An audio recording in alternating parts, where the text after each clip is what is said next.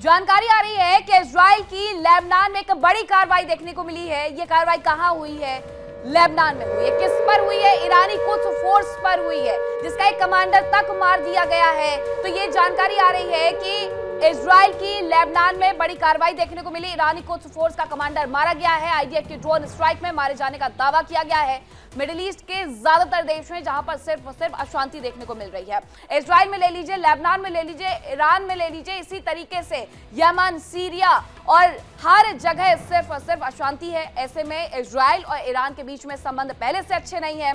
Lebanon में लेकिन ये बड़ी कार्रवाई जब की इजराइल ने, तो जानकारी ये मिली कि ईरानी कुछ फोर्स का जो कमांडर है वो मारा गया है और आईडीएफ के ड्रोन स्ट्राइक में मारे जाने का दावा किया गया है। ड्रोन स्ट्राइक बार बार लेबनान में आईडीएफ की तरफ से की भी जा रही है और ऐसे में ईरानी कुछ फोर्स के कमांडर को उन्होंने मार गिराया है। ये तस्वीरें उस कमांड सेंटर की है जहां पर ये पूरा अटैक हुआ है, ड्रोन अटैक हुआ है, जिसके बाद ईरानी कुछ फोर्स का जो कमांडर है वो मारा गया है। ये जानकारी मिली है। आप इन तस्वीरों को देखिए, सब कुछ सामान्य लग रहा है। अचानक से एक ड्रोन आता है, बताया यह जाता है कि आईडीएफ का ड्रोन है और यहाँ पर बैठे हुए लोग कुछ समझ पाते, सोच पाते, भाग पाते, उसके पहले ही ये ड्रोन विस्फोट हो जाता है। ये तस्वीर जरा देखिए, ये कुछ सेकंड पहले की तस्वीर है। सब कुछ सामान है और अचानक से एक बड़ा विस्फोट जिसमें सब कुछ तबाह हो जाता है।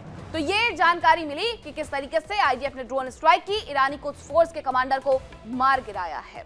खबरों में आगे बढ़ते हैं और अब बात उस खबर की कर लेते हैं जो मिडिल ईस्ट में टेंशन को बढ़ा सकता है, क्योंकि एक तरफ ईरान अपने एटमी प्रोग्राम को बढ़ाने जा रहा है, तो वहीं दूसरी ओर इजराइल ने भी एक ऐसा कदम उठाया है जिसकी वजह से ईरान से उसके रिश्ते और भी ज्यादा तनावपूर्ण हो सकते हैं।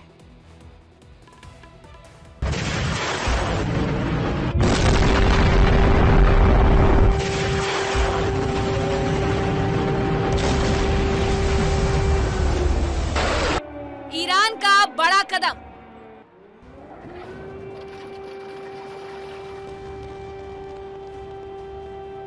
खामनेई ने दी मंजूरी, न्यूक्लियर रेस होगी तेज।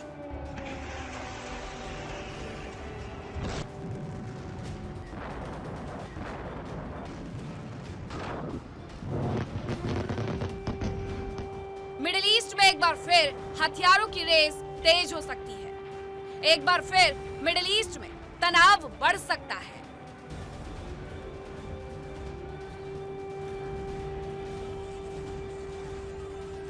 ईरान के कदम से मिडिल ईस्ट में टेंशन बढ़ सकती है।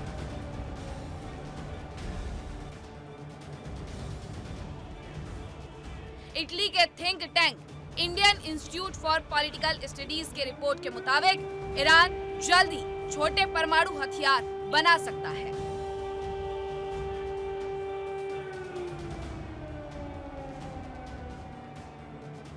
आईएसपीआई की रिपोर्ट के मुताबिक ईरान के सर्वोच्च नेता अयातुल्ला अली खामनेई ने बैलिस्टिक मिसाइलों के लिए छोटे परमाणु हथियार विकसित करने की मंजूरी दे दी है।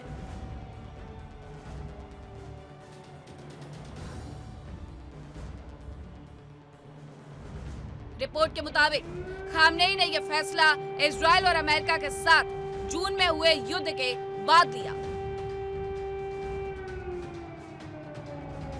रिपोर्ट के मुताबिक खामनेई ने बैलिस्टिक मिसाइलों के लिए छोटे परमाणु हथियार विकसित करने की अनुमति दी है, लेकिन यूरेनियम संवर्धन को 60% से आगे बढ़ाने की मंजूरी नहीं दी। ईरान का मानना है कि इजराइल और अमेरिका के खिलाफ असली रोकथाम सिर्फ परमाणु हथियार ही हो सकते हैं।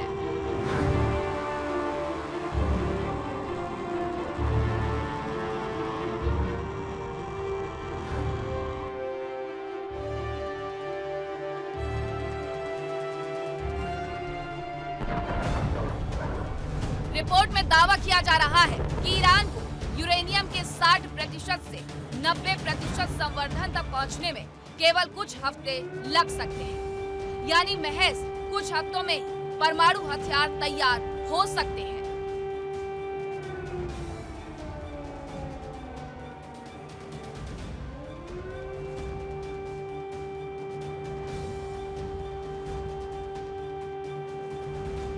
हालांकि अभी तक रिपोर्ट को लेकर ना तो किसी अंतर्राष्ट्रीय खुफिया एजेंसी ने पुष्टि की है और न ही आईएईए ने।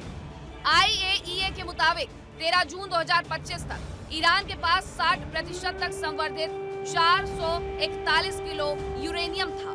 इसे हथियारों के स्तर के लिए जरूरी 90% के काफी करीब माना जाता है।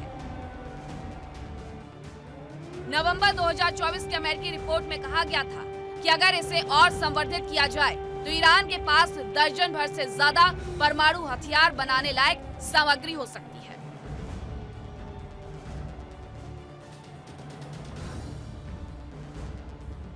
उधर ईरान के बड़े दुश्मन इजराइल के एक कदम से दोनों देशों के बीच और ज्यादा तनाव बढ़ सकता है। इजरायली सेना ने दावा किया है कि लेबनान में किए गए एक ड्रोन हमले में ईरानी कुद्स फोर्स के शीर्ष कमांडर मारे गए। खबरों के अनुसार उत्तर पूर्वी लेबनान में ईरान के कुद्स फोर्स की ऑपरेशंस यूनिट के एक टॉप कमांडर को ड्रोन स्ट्राइक में मार गिराया गया। लेबनान की न्यूज एजेंसी का दावा है कि सीरियाई सीमा की ओर जाने वाली सड़क पर एक गाड़ी को निशाना बनाकर किए गए इजरायली ड्रोन हमले में 2 लोग मारे गए। इजराइल की ओर से दावा किया गया उनका target Hussein Mahmoud Marshad al Jawahiri थे। इजराइल का दावा है कि अल जवाहिरी इजराइल के खिलाफ हमलों के लिए जिम्मेदार था। सेना ने हमले का ड्रोन फुटेज भी जारी किया है।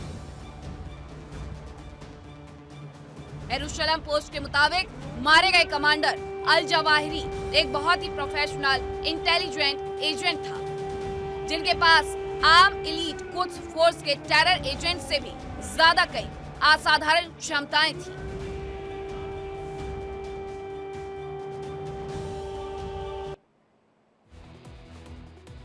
अभी साल पूरा खत्म भी नहीं हुआ है और आपको याद होगा कि इसके पहले भी इजराइल ईरान के बीच में जंग हुई थी। अमेरिका ने भरपूर साथ भी निभाया था, लेकिन इन सब के बावजूद अब जानकारी ये भी मिल रही है कि इजराइल और ईरान के रिश्तों में टेंशन अभी और बढ़ेगी।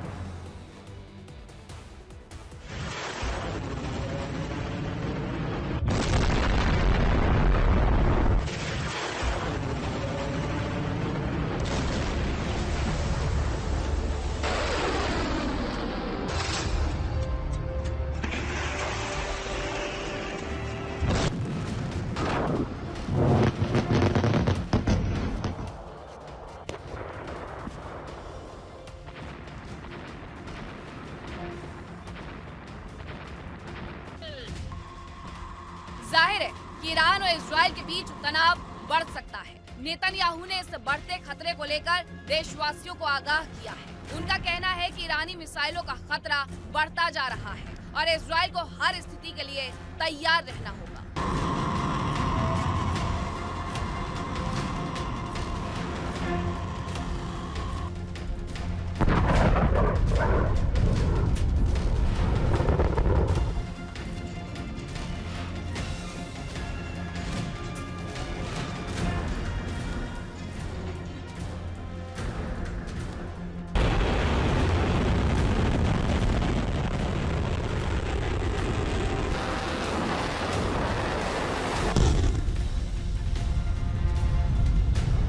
रक्षा विशेषज्ञों का कहना है कि इजराइल का ये कदम केवल सुरक्षा की जरूरत नहीं, बल्कि एक रणनीतिक संकेत भी है। संयुक्त राज्य अमेरिका समेत पश्चिमी देश भी इस क्षेत्रीय तनाव को गंभीरता से ले रहे हैं।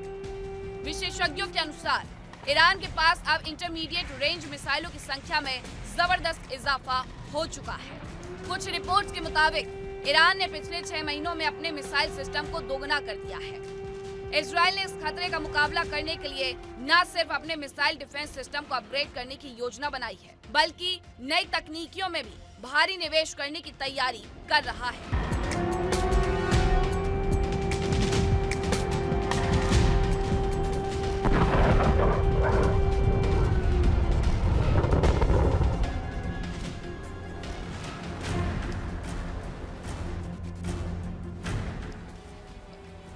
नेतन्याहू की सरकार का कहना है कि ये कदम इजराइल की सुरक्षा को सुनिश्चित करने के लिए जरूरी है। उनका मानना है कि ईरान का रॉकेट प्रोग्राम सीधे इजराइल की सुरक्षा के लिए खतरा बन सकता है।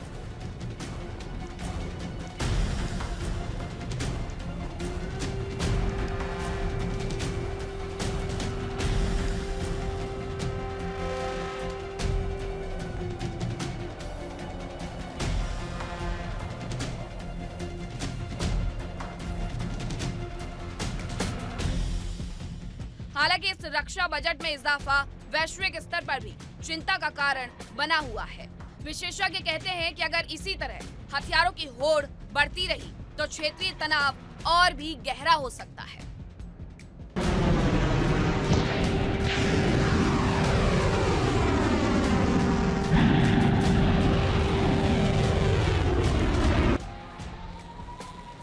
विशेषज्ञ मानते हैं कि ईरान का लक्ष्य केवल क्षेत्रीय दबाव बनाना नहीं है, बल्कि लंबी दूरी तक मार करने वाले मिसाइल सिस्टम विकसित करना भी है।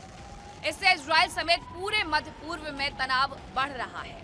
अमेरिका ने भी इजराइल को समर्थन देने का आश्वासन दिया है। अमेरिकी रक्षा विभाग की रिपोर्ट में कहा गया है कि क्षेत्र में अस्थिरता के बीच इजराइल की सुरक्षा पहली प्राथमिकता होनी चाहिए।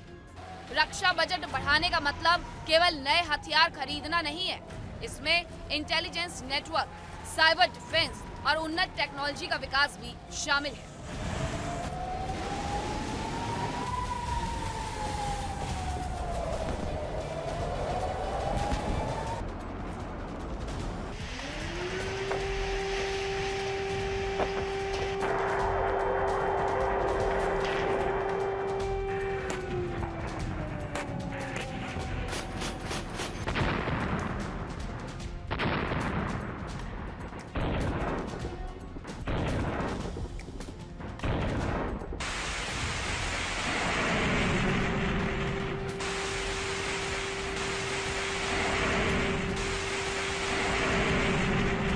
रक्षा विशेषज्ञों का मानना है कि आने वाले महीनों में इजराइल और ईरान के बीच तनाव बढ़ सकता है और इस तनाव का असर सिर्फ मध्य पूर्व तक सीमित नहीं रहेगा, बल्कि वैश्विक राजनीति पर भी असर डाल सकता है।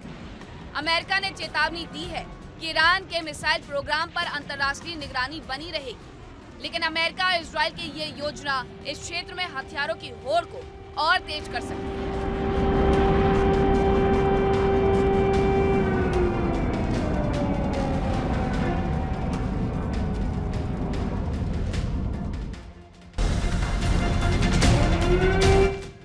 इजराइल की सुरक्षा नीतियां पूरी तरह सक्रिय रक्षा पर आधारित है, यानी खतरे को पहले पहचान कर उसे नष्ट करने की रणनीति अपनाई जा रही है।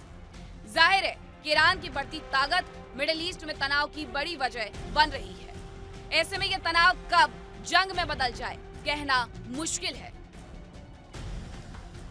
Bureau report, India daily.